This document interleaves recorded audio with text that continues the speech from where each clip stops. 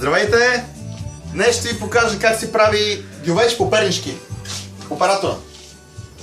Така, тук имаме едно джуланче, свинско джуланче. Оператора да покаже по-хубаво това се види. Имаме пилешки, бутчета и крилца. Или само пилешки бутчета. И много важно нещо преди да започнем да готвиме. Нещо много важно към рецептата е да има лед в чаша. Така, нека да извадим една чашка тук. Взимаме една чашка. И трябва около така, горе да напълним чашката с лед. Това е много важно към рецептата. Това е пернишка рецепта. Втора. От тези, които не знаят, перничаните готвят много добре. Но има си принципи, нали? Които сега ще обясня по-нагледно. Така, тази чашка трябва да сипеме. Тук има една бутилчица. Трябва да сипеме малко водка. Това е много важно да се знае. Сипваме около 50 грама водка, някъде на око. Връщаме бутилката. Така, преди да започнем, казваме на здраве пернички и яденето няма как да не бъде вкусно. Добре, да. Така, за целта ни трябва глинен съд, който е купен специално от България. Празен е, както виждате все още. Така. Имаме месото, което ни трябва, и следващото нещо, което трябва да вземем, са картофи. Взимаме от тук една купичка за тях. Ника. Слагаме картофи. Взимаме няколко картофа. Горе-долу около 7-8 на брой. За момента ще взема 5. Приготвяме си една белачка за тях, която ще намериме тук. В шкафа. Имаме белачка. Оп, ето е белачката. И започваме да белим картофите. Ще ги бела тук направо в мивката. Само да поправим белачката. Така. Първият трябва да бъде обелен.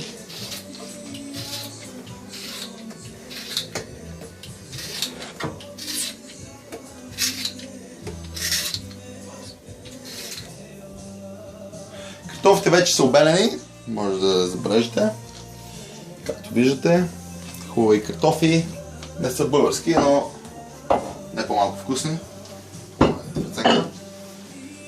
Вземем една дъска, вземаме си една дъсчица и трябва внимателно да ги нарежеме. Режеме ги по дължина и след това ги режеме по този начин. Това е по стара българска, т.е. пернишка рецепта, която е много важна. След това ги слагаме. Слагаме известно количество на дъното, така че месото няма да залепне за дъното. Разбира се, ще прибавим малко мазнина. След втория картоф, разбира се. Слагаме втория картоф. По същия начин нарязан. На дебели полукръгове. Слагаме втория картоф. Съвсем малко мазнина трябва да сложим. Много малко. Това е олиото, както виждате. Слагаме много малко мазнина. Съвсем малко. Така. Прибираме обратно. Малко сол ни трябва. На око. Съвсем малко сол на дъното. Месото е предварително осолено. Слагаме месото отгоре в глинения съд. И след това донарязваме картофите. Режеме картофите на полукръгове. Слагаме ги около месото, което предварително е осолено. Така, както виждате. Нека сложим малко тук тази лампа да насочиме. Така. И продължаваме с картофите. Това е много просто ядене. Пернишки, картофи, месо и това е общо взето. Малко сол се слага. Здраве! И се пече на много слаб огън. Около 3-4 часа трябва да се изпече. Много хубаво. Това е джуан. Прекрасен джуан. Много хубаво се изпича. На слаб огън за 3-4 часа. През това време е много важно да се продължават с каквото пиете, водка, вино, бира, зависимо от това какво обичате. Да, това е специално облекло. Купил съм го специално за това видео, за да покажа как го правим в Пернишки. Но с малката разлика, че сега не сме в Перник, а сме в Лондон, което не би било голям проблем, мисля.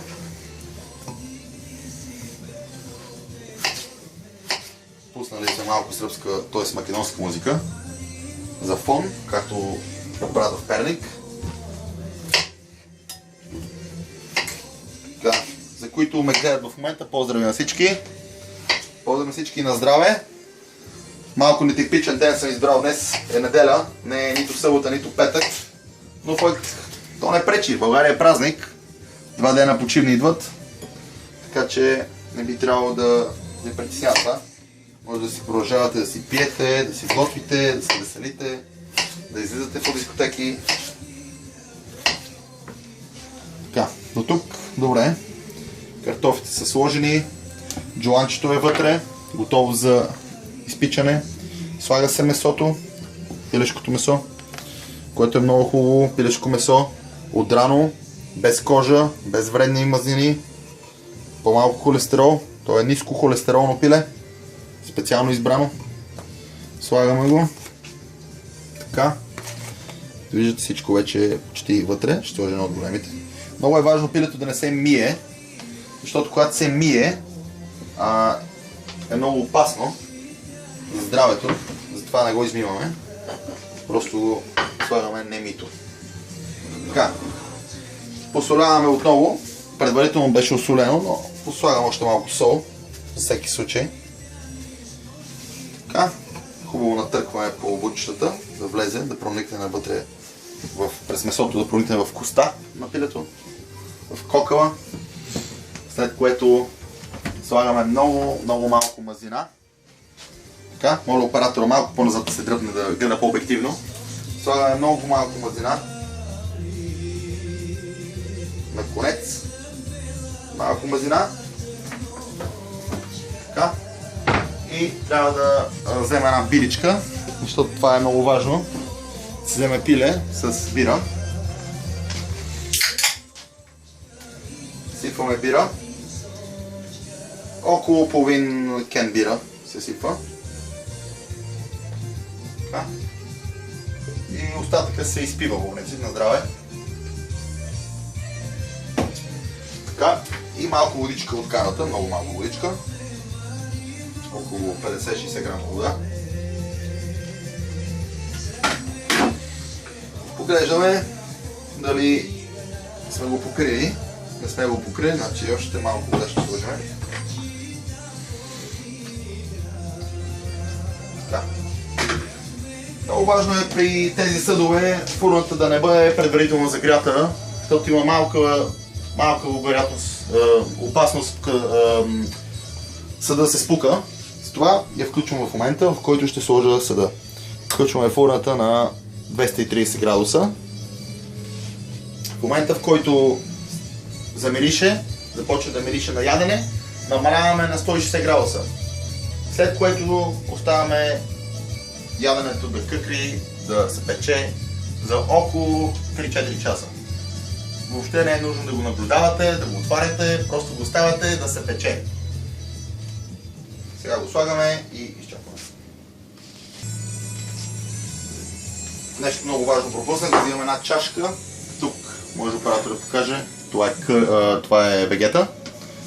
Сушени плодове, зеленчуци. Това от водката.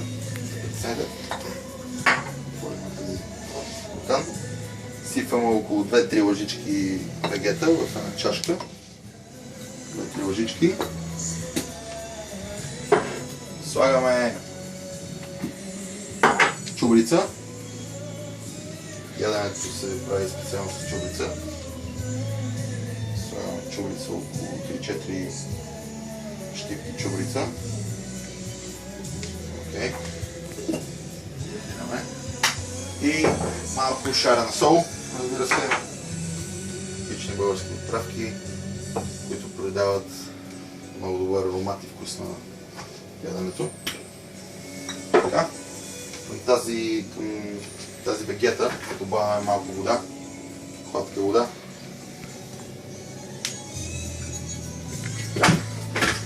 Взимаме си една лъжичка. Намеря така, една малка лъжичка. Разбъркваме много хубаво, докато се разтвори. Междувременно пиеме бира.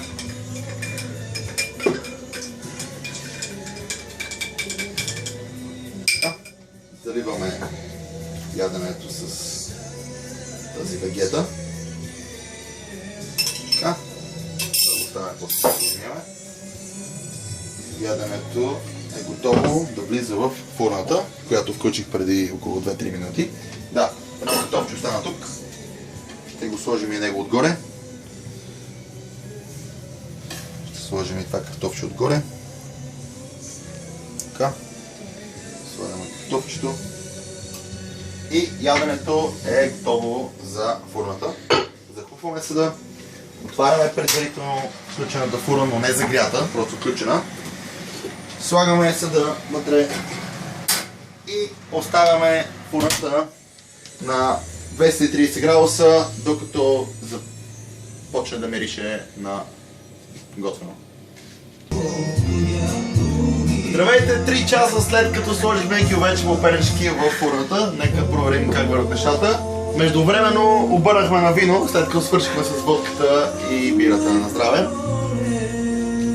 Това е много важна част от готвенето. В Пернишкия регион винаги употребяваме в померени количества алкохол. Нека погледнем тук. Оператора. Имам си една къпа тук. Винаги. Така, изваждаме гювеча. Много тежко това прасе. Така, затваряме фурничката внимателно. Сега нека да видим какво става. Нека да насочим тази лампа лекичко така. Лампичката така. Нека сега да отворим да видим как изглежда.